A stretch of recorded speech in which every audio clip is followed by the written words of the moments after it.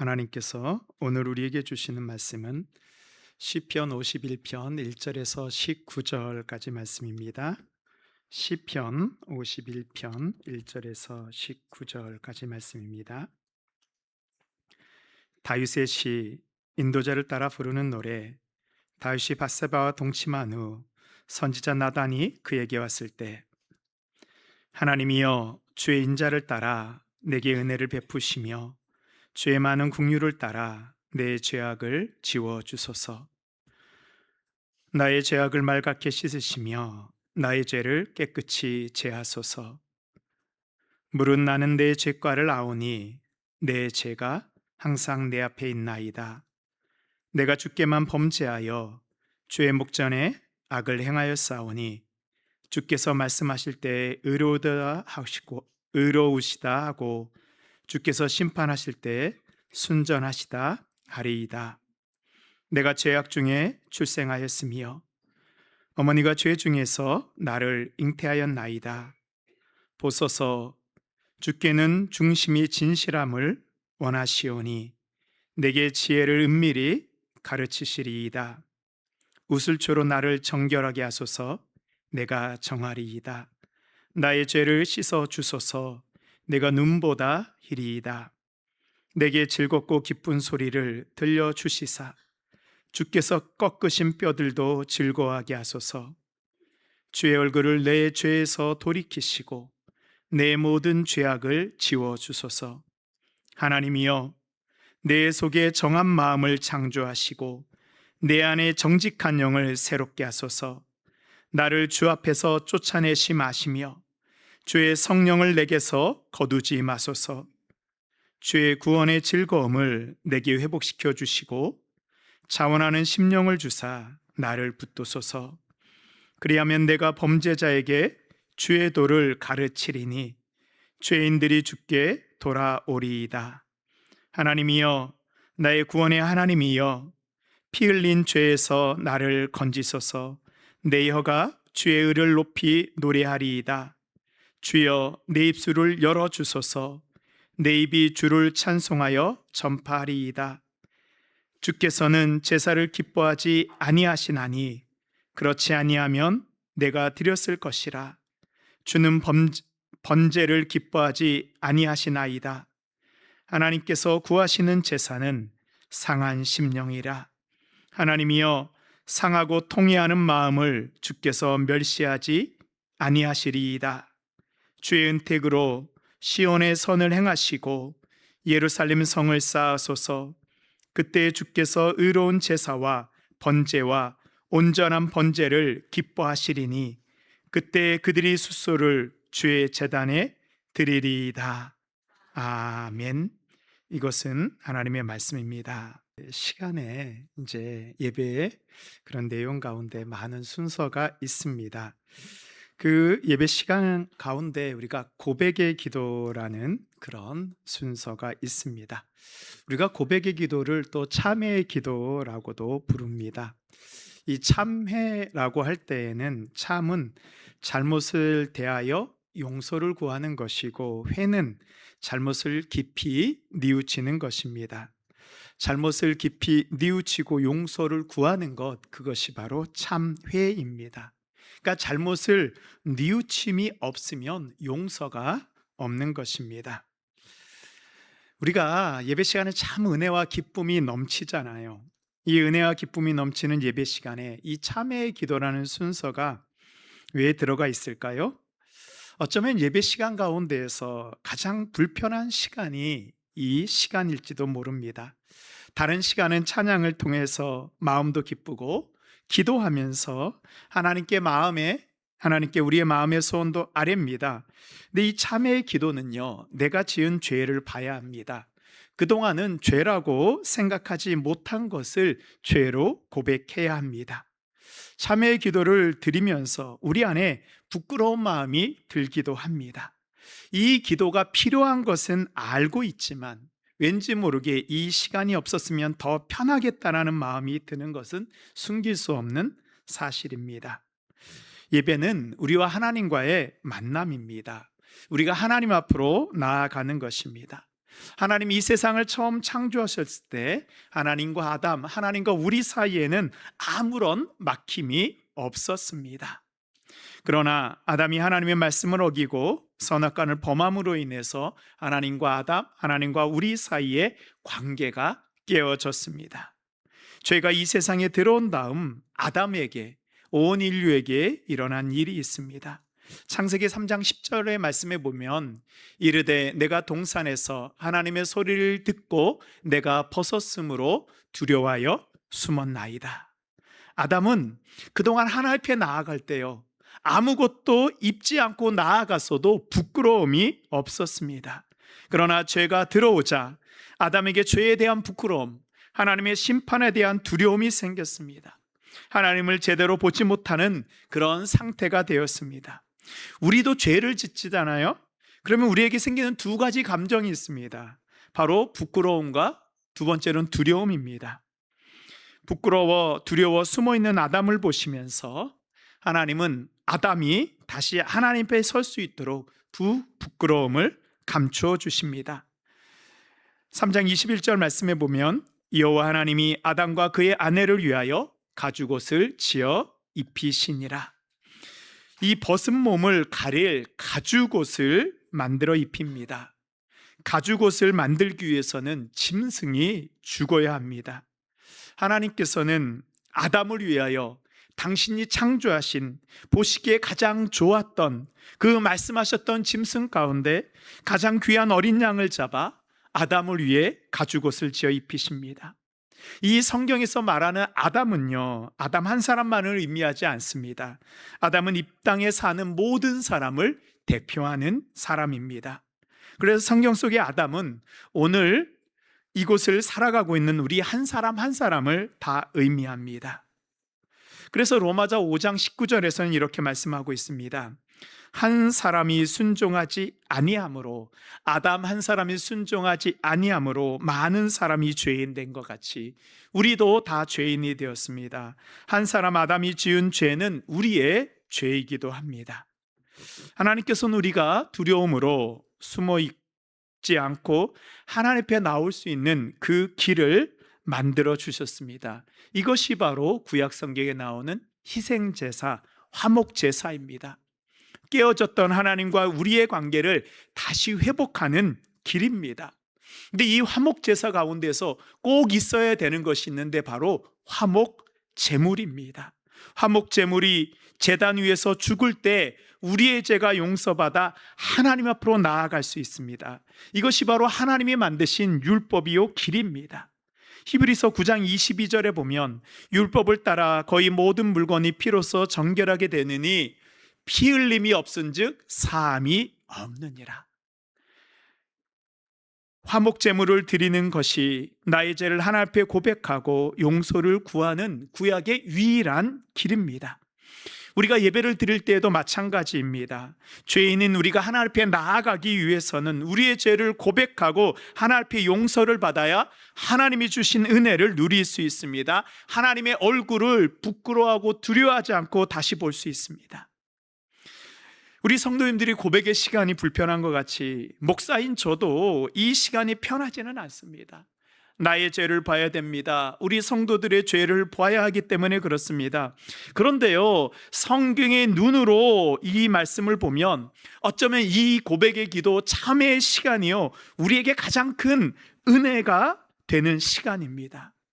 내가 죄인인 것을 아는 사람만이 회개할 수 있고 하나님 앞에 나아갈 수 있는 길이 열립니다. 내가 죄인인 것을 인정하지 못하면 하나님 앞에 나아갈 수 있는 길이 없습니다. 방법이 없습니다. 이것을 깨달은 사도 바울이요, 로마서에서 이렇게 말씀하고 있습니다. 우리 로마서 5장 20절 말씀 우리 함께 합독하도록 하겠습니다. 율법이 들어온 것은 범죄를 더하게 하려 함이라. 그러나 죄가 더한 곳에 은혜가 더욱 넘쳤나니. 아멘. 이 말씀을 처음 들으면요, 이게 로마서 가운데 이해하게 되지 않는 어려운 말씀 가운데 하나입니다. 아니, 하나님이 우리에게 율법을 주신 것이 우리가 범죄를 더 많이 짓게 하려고 말한 것이다.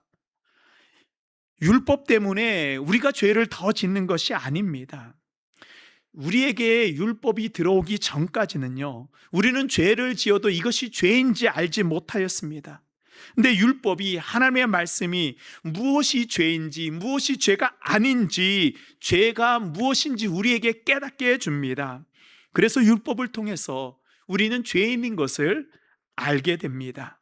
그동안 내가 죄를 짓고도 죄인임을 몰랐는데 이제 하나님의 율법 말씀을 통해서 죄인인 것을 깨닫게 되었습니다. 그리고 죄가 더한 것에 은혜가 더욱 넘쳤다는 것, 이게 은혜의 이해하기 더 어렵습니다. 아니, 그러면 우리가 은혜를 더 많이 받기 위해서 죄를 더 많이 지어야 한다는 말씀인가요?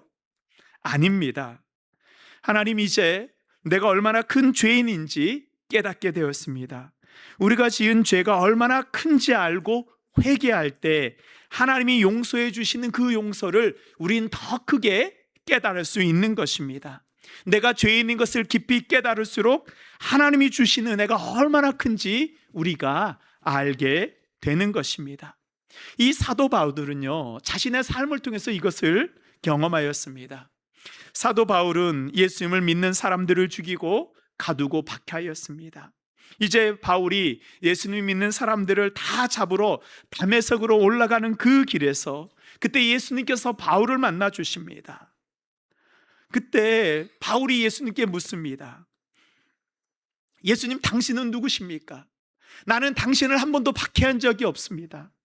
그러자 주님이 이렇게 대답하십니다. 사도행전 9장 5절입니다.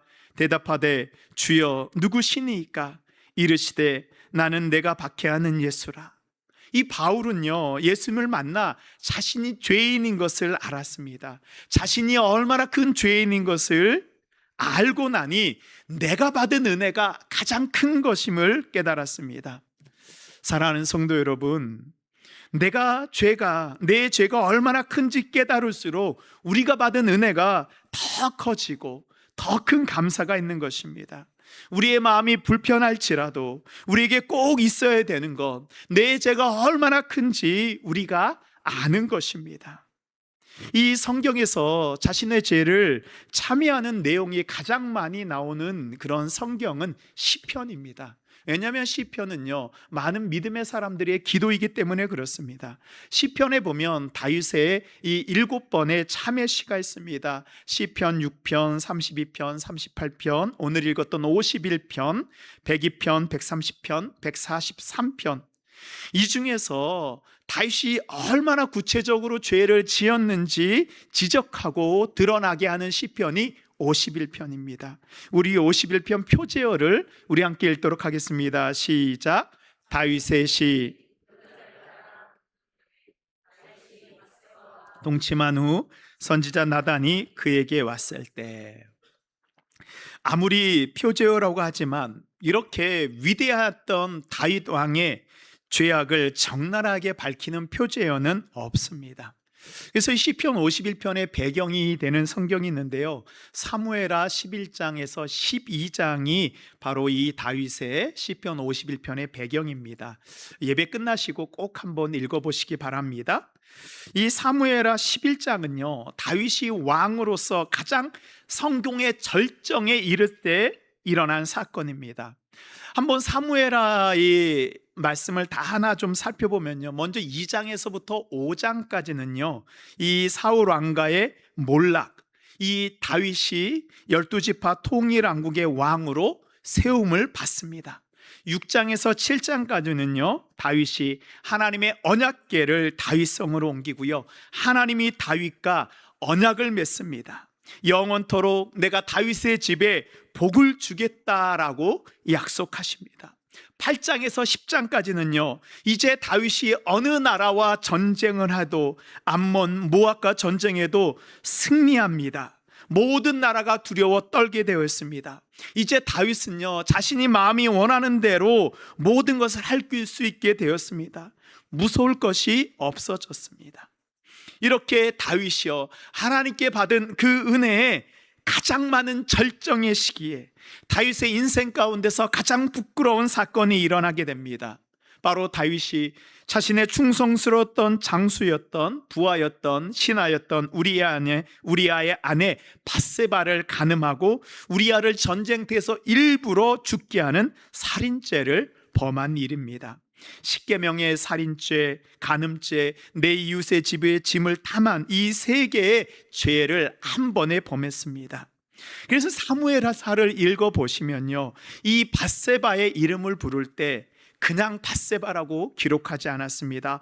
언제나 우리아의 아내 밧세바, 나중에 다윗의 아내가 되었고 솔로몬의 어머니가 되었는데도 불구하고 사무엘하는요 끝까지 부르고 있습니다. 우리아의 아내 밧세바. 하나님이 다윗을 용서하셨지만 그 우리아의 이름을 기록함을 통하여 그 죄를 기억하고 잊지 않으심을 보여주고 있습니다. 죄가요 언제 우리한테 찾아오는지 아세요? 우리가 힘들고 어려울 때 우리에게 찾아올까요? 아니더라고요. 우리가 힘들고 어려우면 더욱더 하나님 앞에 매달리게 됩니다. 그래서 죄가 우리한테 찾아올 틈이 없어요. 그러나 모든 것을 다 이룬 것 같이 내가 모든 것을 다 가진 것 같다고 느껴질 때, 주변에 어려움이 없고 평안할 때, 어쩌면 이제 하나님께서 나에게 주신 것이 더 이상 필요하지 않을 때, 다르게 얘기하면 이제 나에게 하나님이 더 이상 필요하지 않다고 느끼는 순간 죄가 우리를 찾아옵니다. 우리는 평안할수록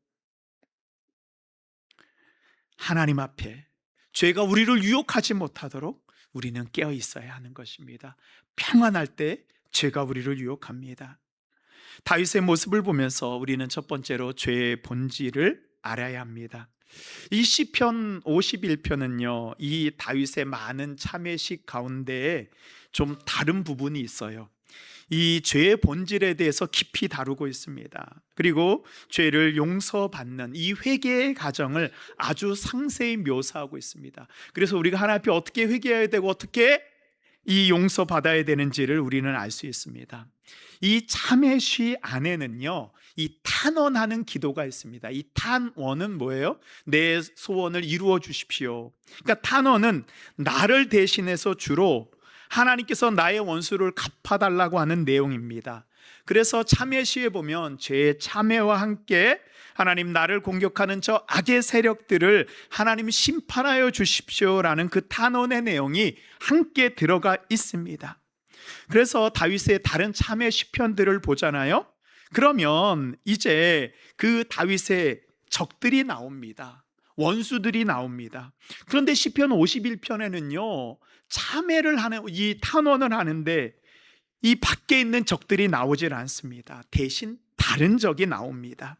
우리 3절 말씀 우리 함께 읽도록 하겠습니다. 시작. 무릇 나는 내 죄과를 아오니 내 죄가 항상 내 앞에 있나이다. 아멘. 내 밖에 있는 적들이 아니고요 내 안에 있는 적들, 나의 앞에 있는 이 죄들로부터 나를 건져 주십시오라고 단언하고 있습니다. 우리가 신앙생활을 할 때요 이 내 밖에 있는 적들은 우리의 눈에 보입니다. 그래서 내가 싸워야 되는 대상을 내가 알고요 정신을 차릴 수 있어요. 그런데 가장 치명적인 적이 무엇인가? 바로 보이지 않는 적이에요. 내 안에 있는 적, 나의 죄입니다. 진정한 참회는요 내가 무슨 죄를 지었는지 아는 것입니다. 다윗은 자신이 지은 죄가 얼마나 심각한지 그 죄의 심각성을 자각합니다. 하나님, 제가 저의 죄가를 알고 있습니다. 우리가 하나님 앞에 왜 회개합니까? 우리가 회개하는 그 모습을 보면 우리가 지은 죄로 인해서 벌어진 그 상황의 심각함을 보면서 우리가 회개합니다. 하나님, 저의 죄 때문에 하나님 이런 큰 일이 벌어졌습니다. 하나님 어떻게 합니까? 하나님 용서해 주세요. 우리가 이렇게 기도하죠. 다윗이 죄를 지은 다음에 상황이 얼마나 심각해졌습니까? 우리 아내 밧세바를 간음하고 그 간음한 것을 숨기고, 그래서 그 숨기는 것을 지키기 위해서 우리아를 전쟁에서 죽게 합니다. 이 상황의 심각함입니다.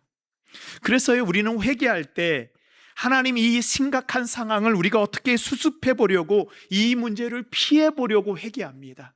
그러면서 우리는 이게 회개 기도라고 생각해요. 근데 이것은 회개 기도가 아닙니다. 상황을 수습하는 건 회개가 아니에요. 이제 다윗의 회개를 보면 다윗이 어떻게 회개하고 있는지 우리는 알게 됩니다. 다윗은 먼저 자신이 지은 죄악을 인정합니다. 우리 4절 말씀 함께 읽겠습니다. 내가 주께만 범죄하여 주의 목전에 악을 행하였사오니. 아멘. 다윗의 죄가 얼마나 심각해요. 밧세바, 우리와 이스라엘 백성들, 그러니까 다윗의 지은 죄는 이 우리아와 밧세바를 향하고 있는 것처럼 우리는 느껴져요. 근데 다윗은 뭐라고 회개합니까? 주께만 범죄하고 주의 목전에서 악을 행하였다. 이 목전은 주의 얼굴 앞입니다. 내가 주의 얼굴 앞에서 죄를 지었습니다. 다윗은 자신의 죄를 부정할 수 없습니다. 하나님도 알고 나도 알고 있습니다. 주의 목전에서 범한 죄인이 감출 수도 숨길 수도 없었을 것입니다. 그런데 이 다윗의 회개를 보면요, 이 회개하는 그 중심이 다릅니다. 하나님 앞에 범죄하였다, 하나님을 향해서 내가 죄를 지었다 라고 이야기하고 있습니다. 다윗이 죄과라고 이야기할 때 그 죄과라는 단어는 히브리어로 페샤라는 그런 단어를 쓰고 있습니다. 이 페샤라는 단어가 어떤 의미인지 우리가 이 욥기를 보면 그 뜻을 정확히 알 수 있습니다. 욥기 34장 37절 말씀을 보면 그가 그의 죄에 반역을 더하며 우리와 올려 손뼉을 치며 하나님을 거역하는 말을 많이 하는구나. 여기서 페샤라는 단어가 무엇으로 번역됐냐 하면 반역으로 번역이 되었어요. 이 페샤 죄에는 반역이라는 뜻이 있어요. 누구에게 반역하는 것입니까? 하나님께 거역하는 거고 하나님께 반역하는 것이 바로 죄라라고 말씀하고 있습니다. 다윗은요, 자신의 죄를 말할 때 단순히 부정과 불법을 이야기하는 것이 아닙니다. 다윗은 자신이 지은 죄가 밧세바와 우리아를 향하여 지은 죄가 아니고 하나님을 향한 반역인 것을 알고 회개합니다. 우리가 하나님이 살아계신다는 것을 믿는다면 우리가 어떻게 하나님 앞에서 죄를 지을 수 있습니까? 죄를 짓는다는 것은 하나님을 죽은 신처럼 여기고요, 하나님을 없는 것처럼 여기는 거예요. 그래서 죄는요, 하나님에 대한 반역입니다.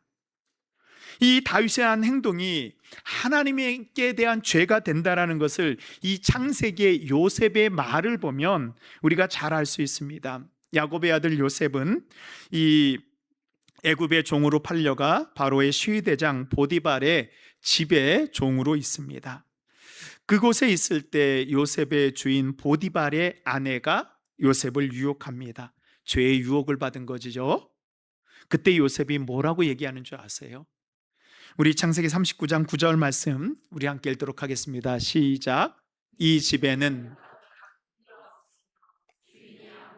내게 금하지 아니하였어도 금한 것은 당신뿐이니 당신은 그의 아내임이라.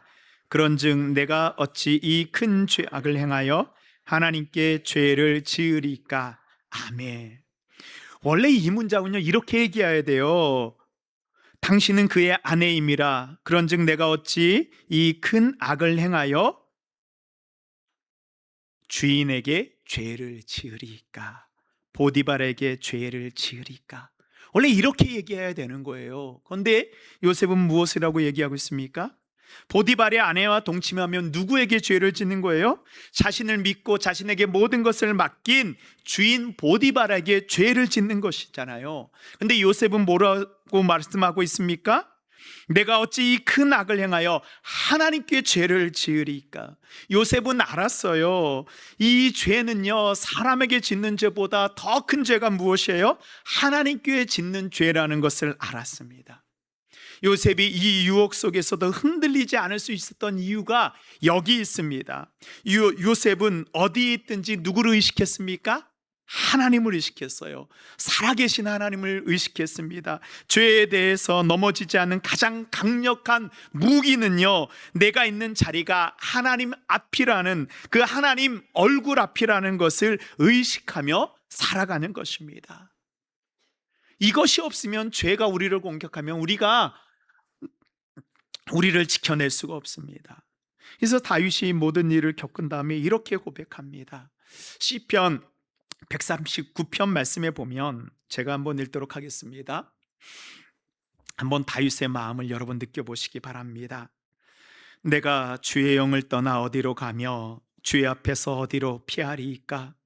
내가 하늘에 올라갈지라도 거기 계시며 스올에 내 자리를 펼치라도 거기 계시니이다.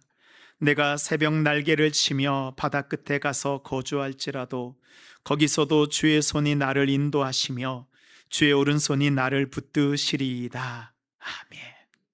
다윗은요, 나중에 깨달았어요. 내가 어디 있든지 저 바다 끝에, 하늘 끝에, 땅 끝에 있을지라도 하나님이 거기 계시다는 것을, 하나님이 그곳에서 나를 인도하시다는 것을 다윗은 알았습니다. 하나님의 눈이 언제나 우리를 바라보고 계심을 기억하십시오. 내가 은밀한 곳에 죄를 행할지라도 하나님은 그곳에서 우리를 보고 계십니다. 우리가 무슨 죄를 범하였건, 그것이 윤리적인 죄였건 도덕적인 범죄이었건 그 이전에 하나님을 향한 범죄인 것, 하나님을 향한 패샤, 반역인 것을 우리가 기억해야 합니다. 여러분, 죄가 얼마나 무서운지 아세요? 어떤 죄는요, 하나님이 용서하실 수 없는 죄가 있습니다. 구약 시대에 죄를 지으면 희생 제사를 드려서 이제 용서를 받았습니다. 부정과 불법은 이 화목 제물을 통하여서 용서받을 수 있었습니다. 그러나 하나님께 대한 반역죄는요, 용서받을 수 있는 길이 없습니다.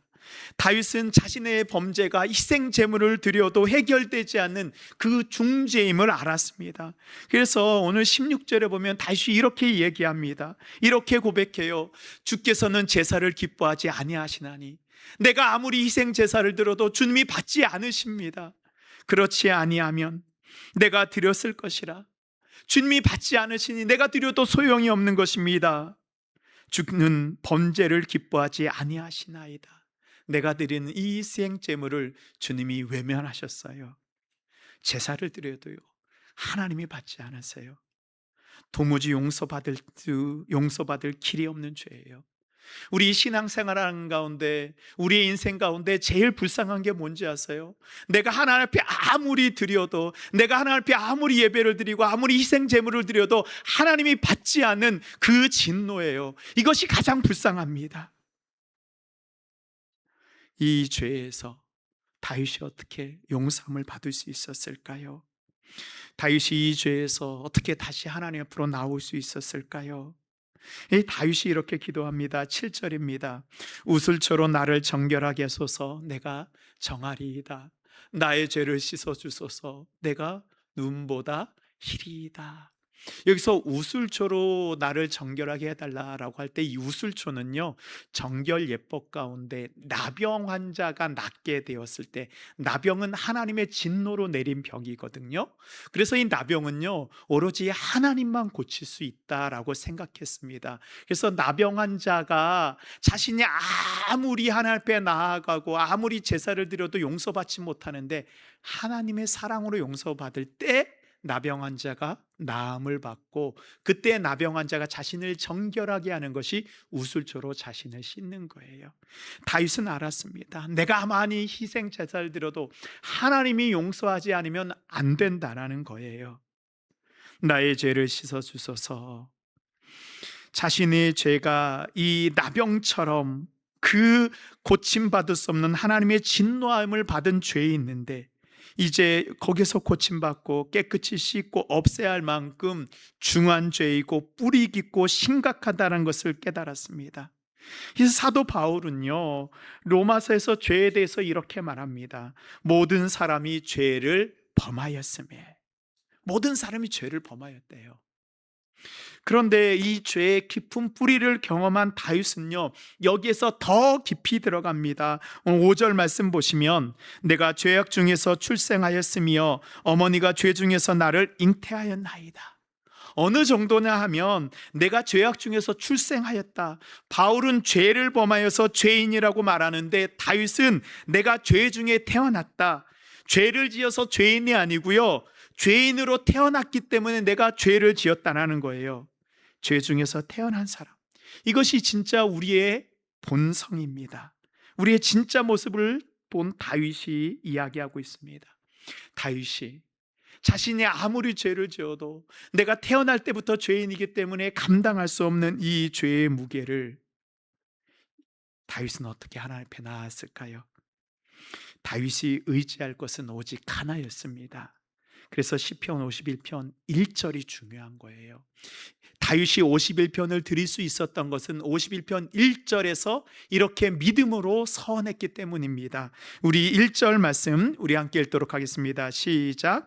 하나님이여 주의 인자하심을 따라 내게 은혜를 베푸시며 주의 많은 긍휼을 따라 내 죄악을 지워 주소서. 아멘. 하나님, 내가 회개하오니 내게 은혜를 베푸시고 내가 회개하오니 나를 용서해 주세요? 아니에요. 안 되기 때문에 그런 기도는 하나님이 들어주시지 않습니다. 다윗은 오직 주의 인자와 주의 긍휼을 의지하여 자신의 죄를 용서해 달라고 기도합니다. 다윗에게 소망이 없어요. 그러나 다윗의 의지하는 하나님에게는 소망이 있습니다. 그 하나님의 성품 인자와 긍휼입니다. 우리 인자는 지난주에도 살펴봤잖아요. 우리가 잘 아는 단어입니다. 헤세드. 헤세드는 하나님과의 그 언약적인 신실함입니다. 우리가 하나님과의 약속을 지키지 못하는 죄인일지라도 하나님은 우리와 맺은 그 언약을 신실하게 지키시는 분입니다. 하나님, 저는 약속을 어기고 죄를 지었습니다. 저에게 회개할 수 있는 길이 없지만 하나님, 당신은 저를 끝까지 버리지 않고 포기하지 않는 그 하나님인 것을 제가 신뢰합니다. 히브리서 13장 5절입니다. 그가 친히 말씀하시기를 내가 결코 너희를 버리지 아니하고 너희를 떠나지 아니하리라. 하나님이 신실하심이 우리가 범죄하였을지라도 우리를 버리지 않고 떠나지 않으십니다. 두 번째 하나님의 성품은요, 긍휼입니다. 긍휼은 히브리어로 라함이라고 합니다. 라함은 히브리어에서 긍휼, 자비로 번역이 돼요. 근데 이 라임은 어느 단어에서 나왔냐면 렘이라는 단어에서 나왔습니다. 렘은요, 어머니의 자궁, 어머니의 태를 의미합니다. 그래서 긍휼은요, 어머니의 사랑 안에서만, 부모의 사랑 안에서만 이해될 수 있습니다.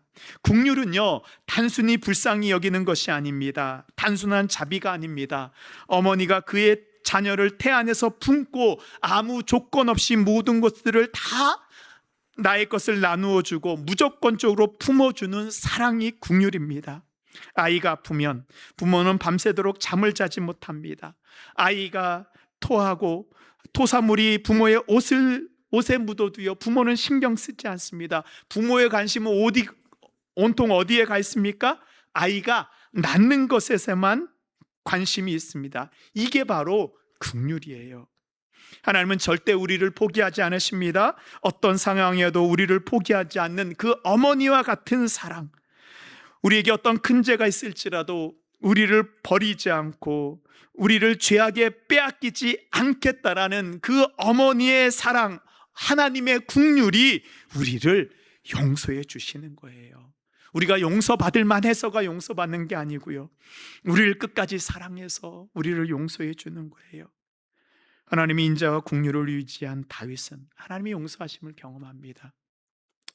우리가 자녀를 키우다 보면 자녀들이 잘못할 때가 있잖아요. 자녀들이 때로는 거짓말하기도 하고 또 부모의 돈을 훔쳐가기도 하고 또 자녀가 사고를 치기도 하잖아요. 근데 부모는 그걸 압니까 모릅니까?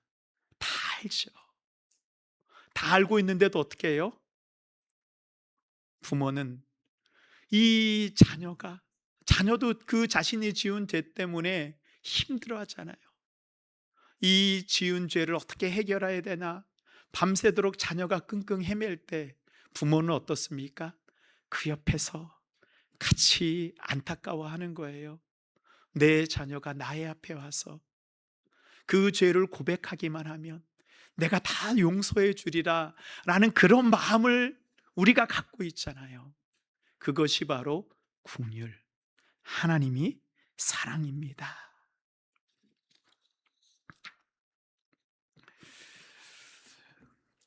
그렇습니다. 이 인자와 긍휼로만 우리가 하나님 앞에 죄를 용서받을 수 있습니다. 마지막으로 진정한 회개는 새 창조의 역사가 일어나야 합니다.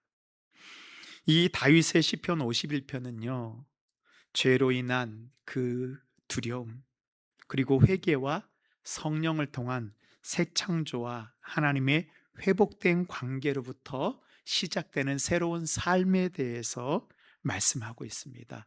새로운 창조, 새로운 삶. 우리가 이것을 다른 말로 뭐라 그러죠? 복음이라는 거 하는 거예요.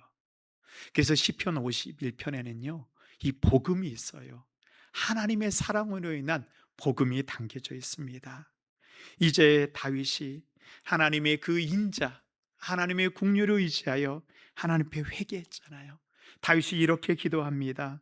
10절에 보면 하나님이여 내 속에 정한 마음을 창조하시고 내 안에 정직한 영을 새롭게 하소서. 나를 주 앞에서 쫓아내시 마시며 주의 성령을 내게서 거두지 마소서. 주의 구원의 즐거움을 내게 회복시켜 주시고 자원하는 심령을 주사 나를 붙드소서. 먼저 이 10절에 정한 마음을 창조해 달라는 것은 주님 나의 중심을 새롭게 하여 주십시오. 무에서 유를 창조하셨던 이 창조라는 단어는 바라라는 창세기에 나오는 단어예요. 아무것도 없는 곳에서 모든 것을 창조하셨던 하나님, 죄에 무너진 나를 하나님 이제 새롭게 창조해 주십시오. 우리가 새롭게 되는 것은 오직 하나님의 손길만으로 가능합니다. 하나님, 나에게 정한 마음을, 하나님 나를 새롭게 창조해 주십시오. 다윗은 두 번째로 흔들리지 않는 정직한 영을 달라고 기도합니다.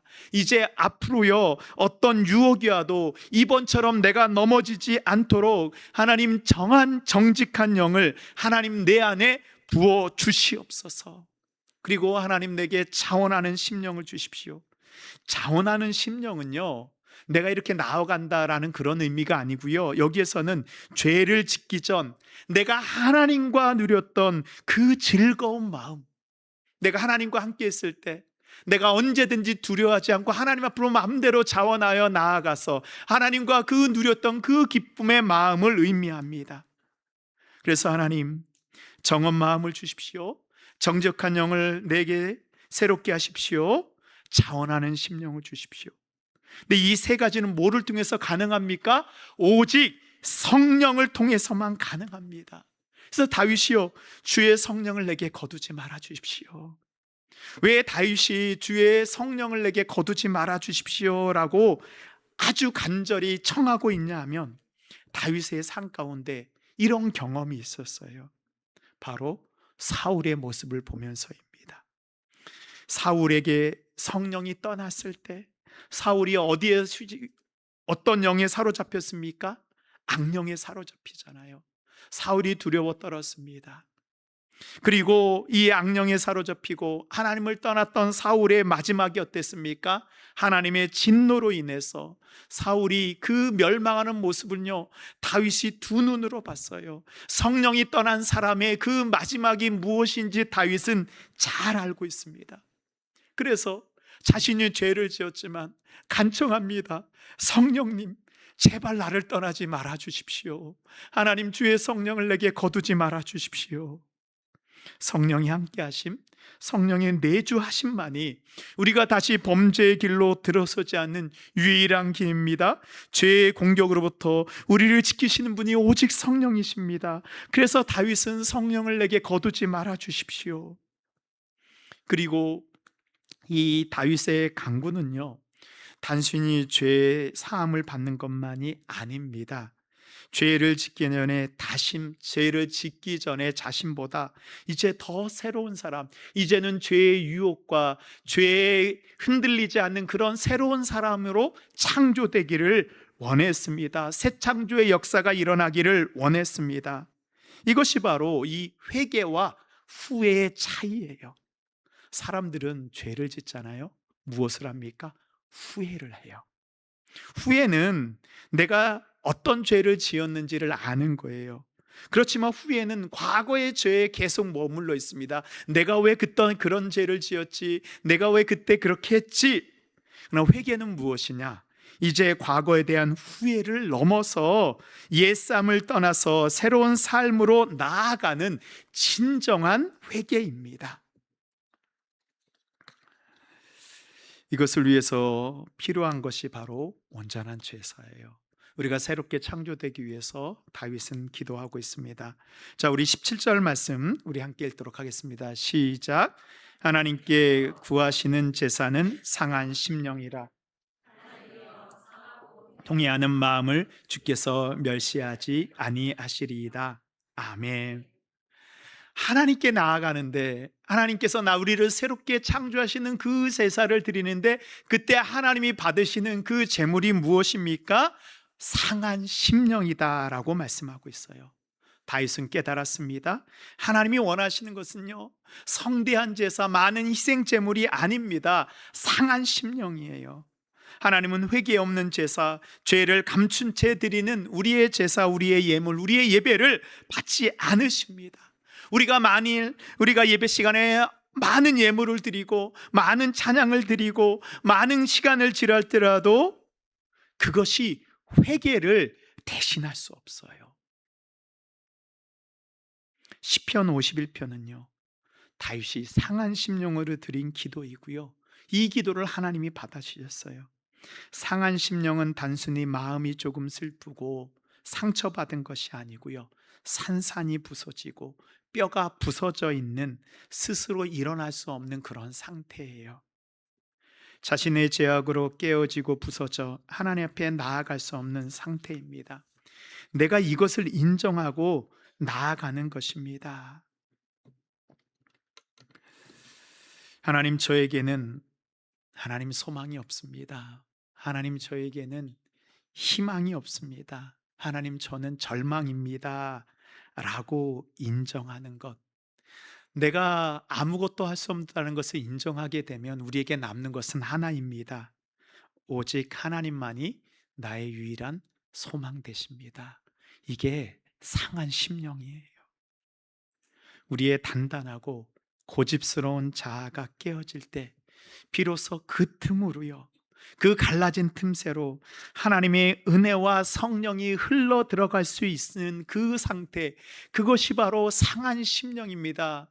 하나님, 저는 소망이 없습니다. 하나님, 저는 깨어졌습니다. 그러나 하나님만이 유일한 나의 소망입니다 라는 이 마음을 가지고 나아가는 것, 하나님 앞에 가장 솔직한, 가장 신실한 우리의 마음, 우리의 중심을 가지고 나아가는 것입니다.